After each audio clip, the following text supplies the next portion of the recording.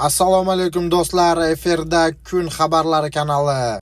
Eron Rossiyadan yordam olib, yanada kuchaygani haqida xabarlar tarqalmoqda. 31-yanvar kuni Militares agentligining xabar berishicha, Rossiyadan Eronga 3 nafar samolyot kelib qo'ngan. Bular An-124 va Il-176 samolyotlari hisoblanadi. Albatta do'stlar, bular odatdagidek odam tashuvchi samolyotlar emas, aksincha siz kutganingizdek og'ir va o'ta og'ir qurollarni o'zi bilan tashib yuruvchi samolyotlar hisoblanadi.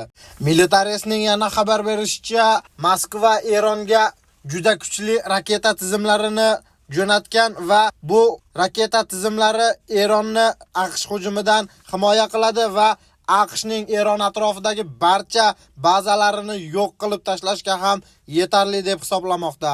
Xabaringiz bor, 30-yanvar kuni Eronning Milliy xavfsizlik kengashi kotibi Ali Larijani maxsus reys bilan Rossiyaga yetib borgan. Larijani Moskvada Vladimir Putin bilan uchrashgan edi. Larijanining tashrifi bejizga bo'lmaganini ko'rib turibsiz do'stlar. Putin o'z yaqin do'stini quruq qo'l bilan qaytarmagan.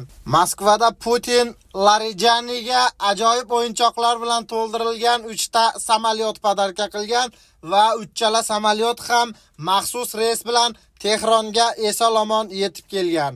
Albatta Tehron bu qurollarni yarmisini Isroilga, yarmisini esa Qizil dengizga qaratgan bo'lsa ajab emas do'stlar.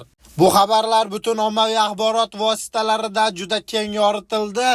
Albatta bu xabar biz o'ylaymizki, Qo'shtirnoq ichida tinchliksevar Donald Trampga ham yetib borgan.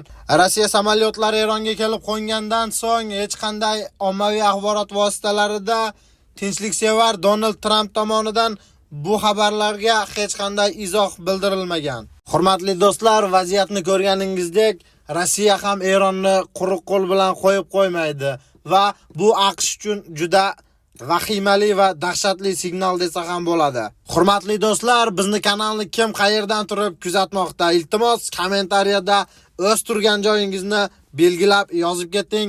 Biz uchun bu juda qiziq va urush haqida ham o'z fikrlaringizni kommentariy ostida qoldiring.